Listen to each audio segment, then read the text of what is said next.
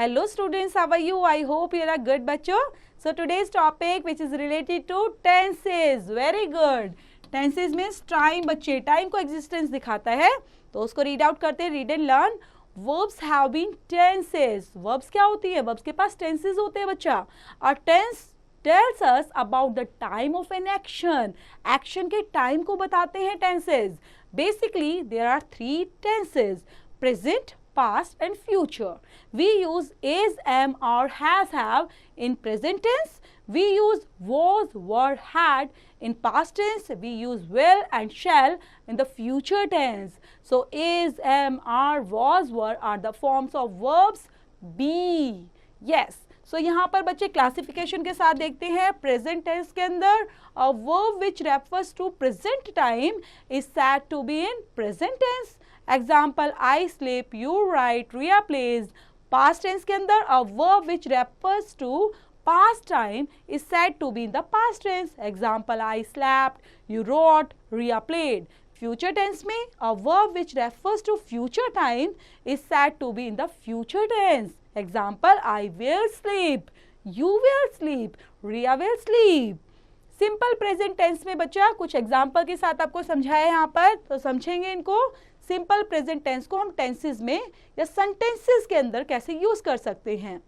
First is I am a student, Rahul is a gentle boy, Riya and Priya are good girls, Shubham has a mobile phone, Kamal and Raman have new uniform, you have a red pen, I have a blue pen. All the above sentences बच्चे are in simple present tense. क्या थे सारे के सारे sentence simple present tense को show करते हैं, and we use this tense to describe general habits, routines and action that happen regularly. Study the table given below. Person, a person singular भी हो सकता है बच्चे, प्लूरल भी हो सकता है.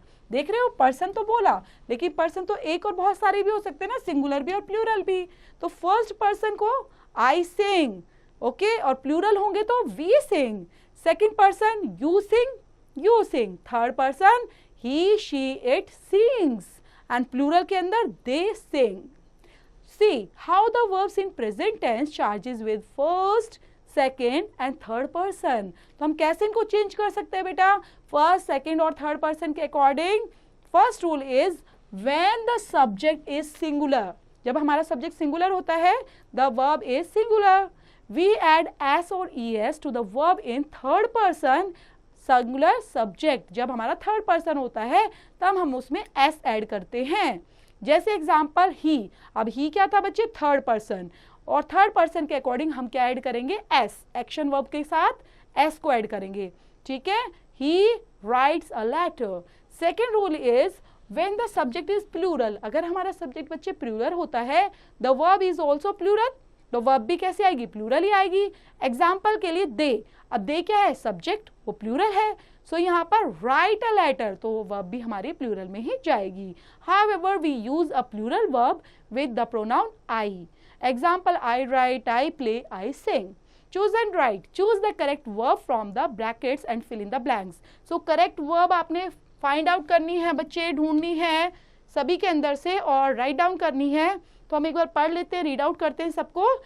द सन, सन क्या है, सिंगुलर, तो सन के साथ इज आएगा, बी आएगा बेटा. Sun is bright. The clouds, बहुत सारे हैं, the clouds are in the sky. My sister's name dash, Pia is Soumya. My mother dash, Bia is a teacher. Ram dash Goya goes to school on time. I dash am never late for school. Akhil dash sings very well. They dash plays basketball. तो इस तरह से आपने जो भी इसमें बच गए हैं बच्चा रिमेनिंग, वो खुद से कंप्लीट करते हुए करना है. रीड एंड मार्क के अंदर बेटा circle the correct option for E sentences. यहाँ पर जो भी आपके पास करेक्ट ऑप्शन मिलता है बच्चे, उसको आपने सर्कल कर देना है. ठीक है, for example the horse draw या ड्रॉज अ कार्ट. हॉर्स एक ही है ना बच्चा, तो क्या आएगा, ड्रॉज. तो हम क्या करेंगे, ड्रॉज को सर्कल कर देंगे. माई मदर राइट्स या write to my brother once a month. You should drink और drinks milk daily. Priya watch or watches television in the evening. Children makes or make a noise in the class. The sun rise, here rises in the east. I am very happy or to meet you. Fishermen catch or catches fish with their nets. Read and write, fill in the blanks with correct form of the verb given brackets बच्चे. I dash love to eat mangoes. So I love to eat mangoes. A cobbler mend shoes. Cobbler mend shoes. Mends बेटा, okay ऐसा लगेगा. ऐसे ही we के साथ आपने single और plural देखते हुए, प्लूरल है तो एस ऐड करेंगे और सिंगुलर है तो एस ऐड नहीं करेंगे, एस और एस ऐड नहीं होगा. A farmer dash grow wheat and rice. Shweta dash sleep during the day. Students go to school to study. Present continuous tense बच्चे. प्रेजेंट कंटिन्यूअस के अंदर study the following sentences. I am singing a song. So am plus singing plus ing. The boy is playing with a ball. is plus play plus ing. Children are running after a bus. are run ing. जो above sentences हैं बच्चा, जो अभी पढ़े हमने, ये सब कैसे हैं? Present continuous tense.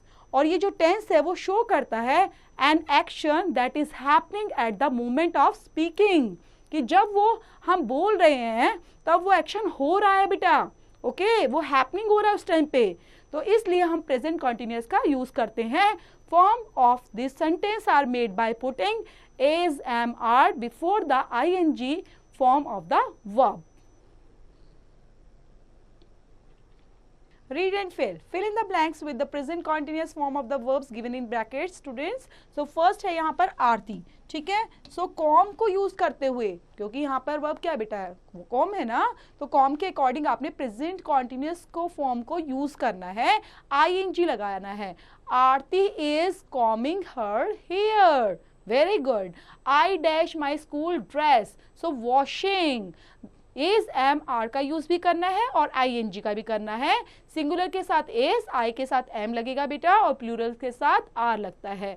I dash my school dress, so washing हो गया. द काउ के साथ आप लगाओगे is grazing in the field. My father is coming by aeroplane. They dash for the train wait. A dash outside, rain का use करते हुए. My mother dash to office, go का यूज करना है. द वेंडर डैश स्वीट्स और sell का use करते हुए प्रेजेंट कॉन्टिन्यूअस जो भी है बच्चा, तो ये तो करना ही है. साथ में जो भी एक्सरसाइज हमारी रिमेनिंग है वो भी आपने खुद से कंप्लीट करनी है चैप्टर को समझते हुए स्टूडेंट्स.